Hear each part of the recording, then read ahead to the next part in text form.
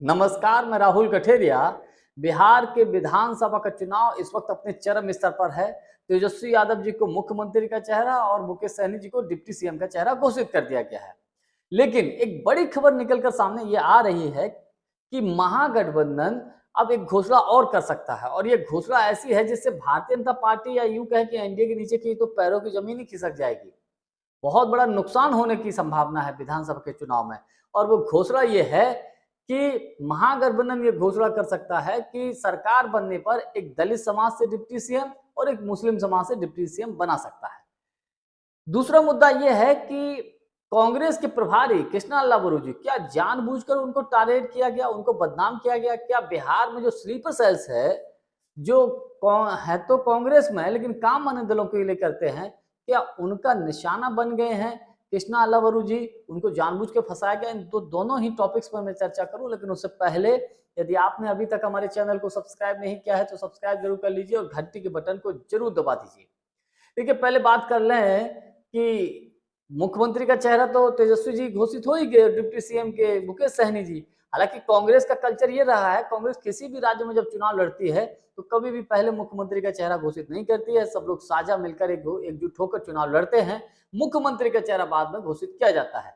मजबूरन राहुल गांधी जी ने इस बार बिहार में तेजस्वी यादव जी को मुख्यमंत्री का चेहरा घोषित किया, वरना महागठबंधन पर ही संकट के बादल छाने लगे थे। तब अशोक गहलोत साहब को भेजा गया और सब कुछ ठीक ठाक किया गया। खैर, उसके बाद ये कहा गया था प्रेस कॉन्फ्रेंस में कि सरकार बनने पर अन्य समाज के लोगों को भी प्रतिनिधित्व मिलेगा, यानी कि कोई डिप्टी सीएम बन सकते हैं।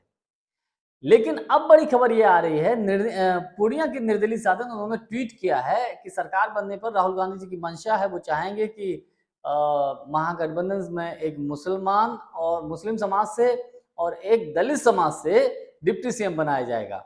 ये पप्पू यादव जी का ट्वीट है। तो उसके बाद ये चर्चा और जोर पकड़ने लगी। क्या महागठबंधन चुनाव के दौरान ये घोषणा कर देगा कि दलित समाज से एक डिप्टी सीएम बनाएंगे और मुस्लिम समाज से एक डिप्टी सीएम बनाएंगे? अगर महागठबंधन ये घोषणा कर देता है तो मेरा व्यक्तिगत मानना है कि इसका बहुत बड़ा लाभ मिलेगा महागठबंधन को, बहुत बड़ा असर करेगा। ये जो 10-10 हजार वाली स्कीम है, फलाना फलाना जो भी एनडीए की तरफ से है, मुझे लगता है सब कुछ टाइम फिस हो सकती है। दूसरी बड़ी खबर यह है कि कृष्णा अल्लावरू जी के लोगों ने इस वक्त चर्चा बनी हुई है, उनके ऊपर गंभीर आरोप लगे कि साहब उन्होंने टिकट बेचे। लेकिन मेरा एक सवाल है उन तमाम लोगों से जो वो इस तरीके की बातें कर रहे हैं कि जो आदमी मैनेजमेंट में एक अच्छी कंपनी में अच्छी जॉब कर रहा था, वो व्यक्ति पार्टी के संगठन में इतने दिनों से काम कर रहा है और इतने दिनों में उनके ऊपर जब कोई आरोप नहीं लगा और जब विधानसभा के चुनाव के दौरान टिकटों का वितरण हुआ तो उनको ऊपर पैसे लेने का आरोप है, टिकट चोरी का आरोप है, ऐसा नारा बना रहे हैं, तो मेरी समझ से परे है। इसको लेकर तमाम राजनीतिक विश्लेषक, कांग्रेस के तमाम ऐसे लोग हैं जो दबी जबान से ये भी बोल रहे हैं कि ये जो अन्य दलों के जो स्लीपर सेल्स हैं, कृष्णा अल्लावरू जी उसका शिकार हो गए हैं। उनको जानबूझकर ऐसा किया गया क्योंकि पहले ऐसे प्रभारी है कृष्णा अल्लावरू जिन्होंने ये कोशिश की कि कांग्रेस बिहार में अपने पैरों पर खड़ी हो जाए। मेरा व्यक्तिगत मानना, जहां तक मेरी समझ है, वरना पिछले कुछ समय से जो प्रभारी जाते थे क्या करते थे हम सब जानते हैं। लालू जी के घर पे जाके मत्था टेक देते थे।